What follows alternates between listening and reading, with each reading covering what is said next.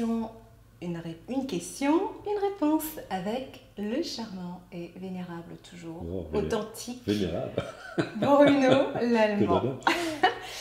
Aujourd'hui Bruno, nous avons une question à te poser qui est une question pragmatique pour tous les jours et qui concerne quasiment tout le monde, même les plus sereins.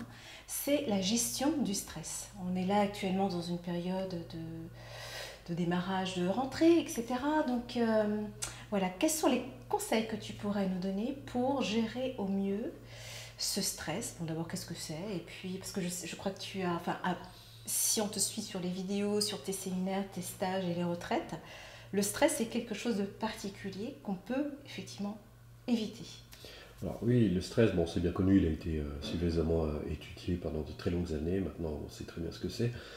On ne va pas développer l'aspect physiologique de tout ce qui se passe parce que le stress, on sait très bien que le problème, c'est pas le stress en lui-même, c'est les stress répétés qui, à force, épuisent notre organisme et notre psychisme. C'est ces répétitions de stress permanent. Donc c'est là où on découvre que c'est très important en fait de savoir gérer son stress. Le stress, c'est une réaction de survie qui est normale. C'est la mobilisation de toutes nos énergies physiques et psychiques pour donner une réponse qui pourrait être adéquate à la situation donnée.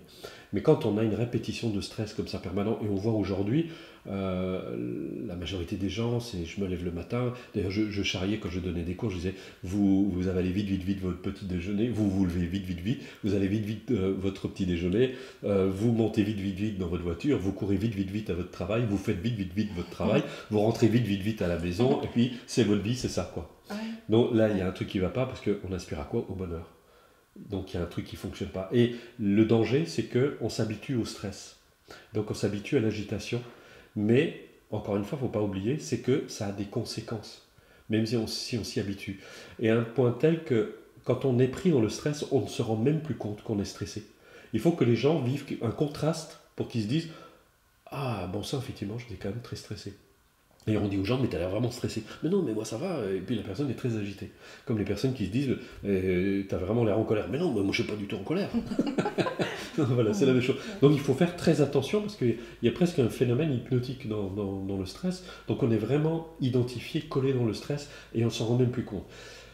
C'est important d'avoir une vie équilibrée, de trouver un équilibre entre l'activité et la passivité.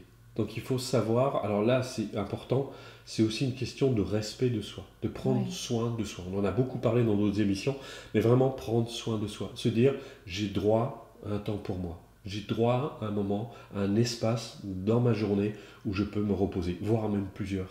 Alors là, il y a plein de pratiques qu'on peut faire, des pratiques basées sur la relaxation, la méditation, ce genre de choses, et qu'on peut mettre au quotidien. On est dans un bus, au lieu de s'énerver qu'il arrive, eh bien on en profite, on se détend. On est dans une salle, voilà, on est dans une salle d'attente, eh bien on peut, à l'insu des autres, parfaitement se détendre, regarder son souffle, se détendre. Il y a plein de techniques comme ça, puis il y a des techniques qui sont enseignées. Et puis le faire au quotidien, quoi. Et le faire au quotidien. Ça, c'est tous les jours, à n'importe quel moment. C'est très important. L'autre point qui est très important, éviter de mettre de l'huile sur le feu. Les gens qui sont stressés ont tendance à alimenter leur stress en buvant beaucoup de café, beaucoup d'excitants, ce genre de choses. Ah oui, d'accord. Le pire ennemi contre le stress, l'alcool. Le verre d'alcool le soir pour se détendre, c'est une catastrophe. Là, on le sait, c'est parce qu'en fait, on endort. C'est un anesthésiant, en fait. On anesthésie ce qu'on ressent. Donc, on se coupe de ce qu'on ressent. Donc, on a l'illusion de ne plus avoir de stress, d'être détendu. En réalité, il faut bien comprendre, c'est que notre corps et notre psychisme sont sans arrêt en train de nous donner des informations. Oui. Et quand on boit de l'alcool, paf, on coupe le contact et on n'est plus en contact avec ce qu'on ressent. Donc au lieu de, on ressent plus le stress, c'est vrai, mais le stress n'a pas disparu pour autant. C'est-à-dire que les réactions qui sont liées au stress sont toujours là, on n'a fait que les endormir. Donc ça, c'est quelque part, c'est pas la solution, c'est vraiment pas la solution. Alors c'est toujours bon d'utiliser aussi des exutoires, de faire quelque chose qui nous détend, du sport. Alors il faut faire attention, parce qu'on connaît plein de gens qui ont fini en burn-out alors qu'ils faisaient du sport. Le sport, c'est une très bonne chose, mais pas le sport à outrance, c'est-à-dire que si on est déjà épuisé, si on n'a déjà plus rien dans les batteries et qu'on va faire du sport, on peut s'épuiser. Il y a des gens qui ne supportent pas cette sensation de stress, donc vont se faire violence, et ça c'est pas bon. De l'exercice, oui.